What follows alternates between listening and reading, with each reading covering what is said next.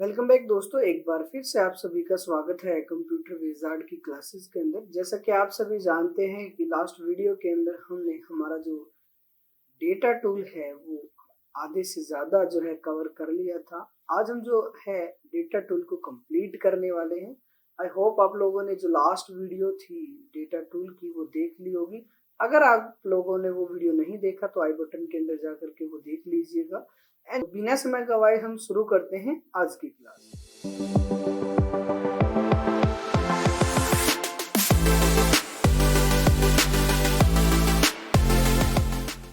तो यहाँ पर सबसे पहले हम बात कर लेते हैं जो कंसोलिडेट तक तो हमारा जो है कंप्लीट हो चुका था। अब हम बात करेंगे सिनेरियो मैनेजर की। सिनेरियो मैनेजर होता क्या है? Created different groups of value और scenarios as a switch between them. तो इसके लिए, इसको समझने के लिए हम यहाँ पर एक एग्जांपल लेते हैं। मान के चलो हम किसी माउस प्रोडक्शन कंपनी पे काम कर रहे हैं। एक माउस को बनाने के लिए हमारे पास कुछ एक प्रोडक्ट्स या फिर हम कह सकते हैं कुछ पार्ट्स जो लगाए जाते हैं, जैसे कि उसका बॉडी हो गया, सर्किट बोर्ड हो गया, जैसे वायर हो गया, लेबर हो गया। और इनके जो है ना प्राइजेस हमने यहाँ पे अज्यूम किए हैं। जैसे कि बॉडी हमने 40 रुपीज अज्यूम किया है, सर्किट बोर्ड हमने 50 रुपये लिया है, वायर हमने 30 रुपये लिया है और लेबर हमने यहाँ पर 30 रुपये लिया है। तो टोटल जो कॉस्ट इनका बनता है वो 150 यानी कि 150 रुपये जो है यहाँ पे बन करके आ रहा है। अब मान के चलो हमें ये निर्धारित करना है, ये डिसाइड करना है कि अब इस माउस की जो कॉस्ट है वो क्या होनी चाहिए। लेकिन कई बार क्या होता है कि अगर ये तो हम अज्यूम करें, सपोज दैट हमने ये समरी देखनी है, ये चेकआउट करना है कि भाई अगर मिनिमम से मिनिमम कितनी कॉस्ट आ सकती है और हाईएस्ट कितनी और ज्यादा से ज्यादा कितनी कॉस्ट इस पे आ सकती है।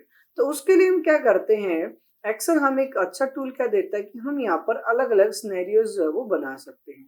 तो उसके लिए हम क्या करेंगे, यहाँ पे सिनेरियो मैनेजर में हमने जाना है।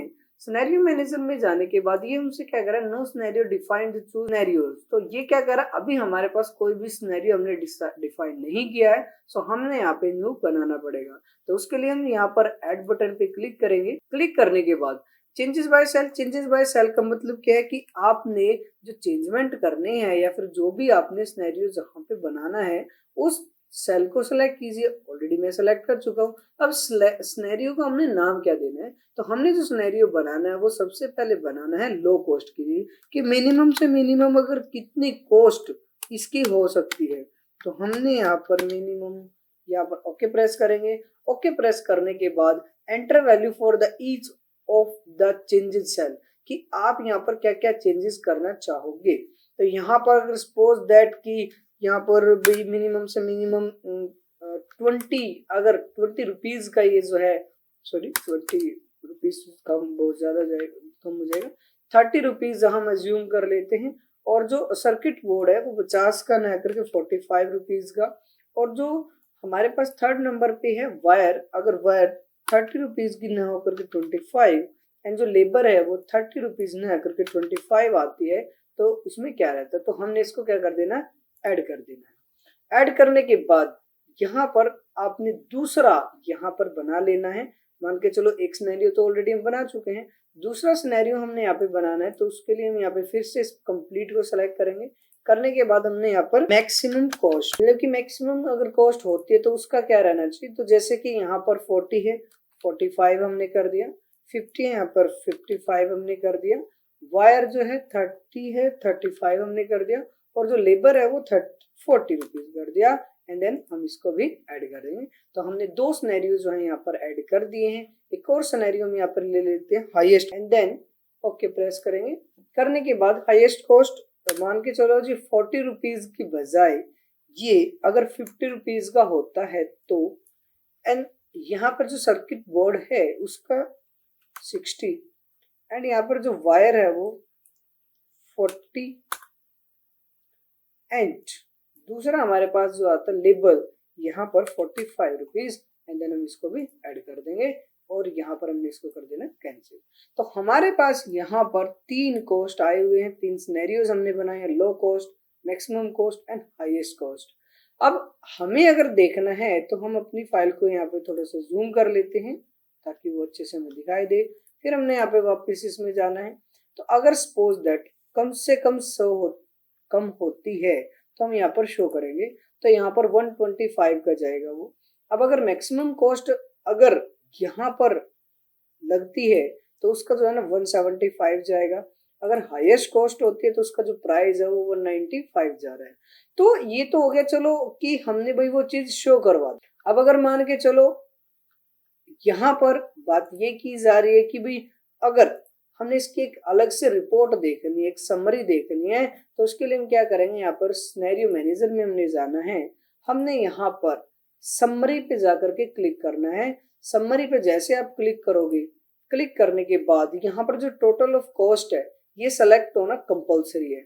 हाँ, दूसरी बात, जो सिनेरियो समरी आएगी आप उसको दो तरह से रिपोर्ट कर सकते हो, एक सिनेरियो समरी के अंदर और दूसरा सिनेरियो पाइवोट टेबल के अंदर।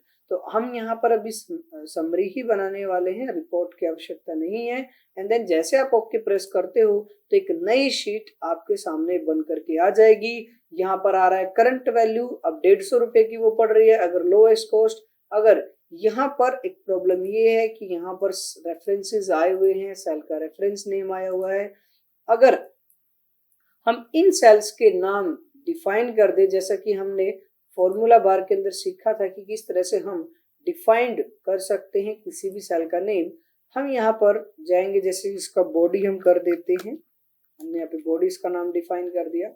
यहाँ पर सर्किट बोर्ड, इसी को कॉपी कर लेते हैं और कॉपी करने के बाद यहाँ पर जाकर के पेस्ट कर देंगे। हमें ज्यादा मेहनत करने की आवश्यकता नहीं पड़ेगी।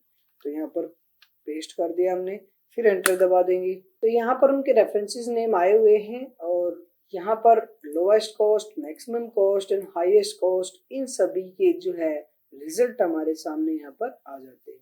तो कुछ इस तरह से हम हमारी जो रिपोर्ट है किसी भी चीज का, कोई भी आप अज्यूम कर लेना, कोई भी प्रोडक्ट उठा लेना, उनकी वैल्यूज को रिफ्लेक्ट करने के लिए, चेंज करने के लिए हम सिनेरियो जो है मैनेजर का यूज करते हैं। जैसे कि यहाँ पे नोट ये बता रहा है, current value column represent the value of changes cell at the time scenario summary report was created, changing cells of each scenario highest highlighted in grey.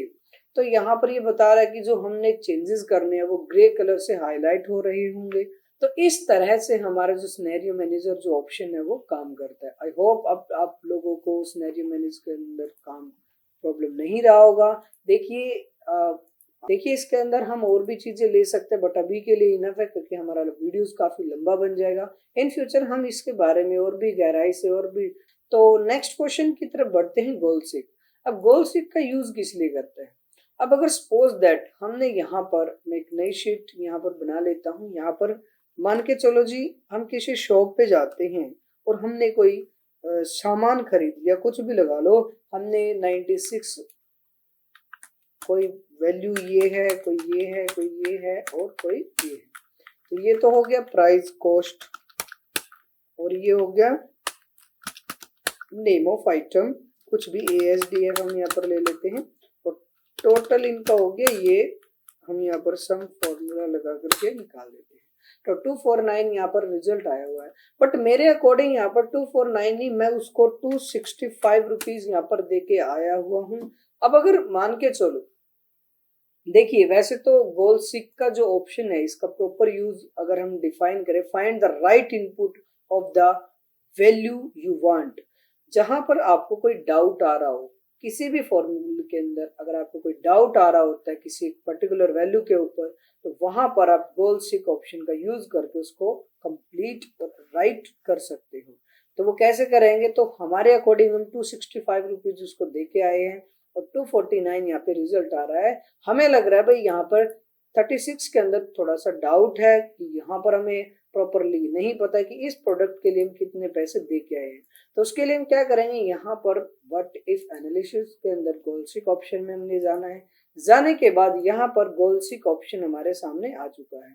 अब ये कह रहा है भाई टू वैल्यू, आप यहाँ पर क्या वैल्यू इनपुट करना चाह रहे हो? तो यहाँ पर 249 की बजाय हमें यहाँ पर 265 रिजल्ट जो है यहाँ पर चाहिए। तो 265 जो है आने के लिए आपको क्या चेंजेस करने हैं जी? मेरे को जो डाउटफुल वैल्यू है वो 36 आ रहा है, देन जैसे आप ओके प्रेस करते हो वहां पर जैसे 52 हो जाता है तो हमारा रिजल्ट 265 यहाँ पर रिजल्ट ऑटोमेटिकली बन जाता है। तो कुछ इस तरह से हमारा जो गोल सीक ऑप्शन है वो काम करता है।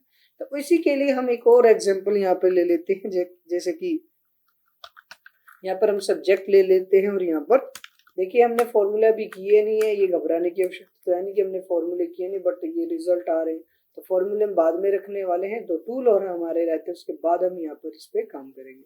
तो हमारा जो रिजल्ट आया वो 77.84 यहाँ पर रिजल्ट आया हुआ है। हम इनके जो डेसिमल्स है वो कवर कर लेते हैं, इतने इनफ है। तो यहाँ पर 77.83 रिजल्ट आया, बट हमें पता है हमारी जो परसेंटेज बन रही है वो बन रही है 82.36।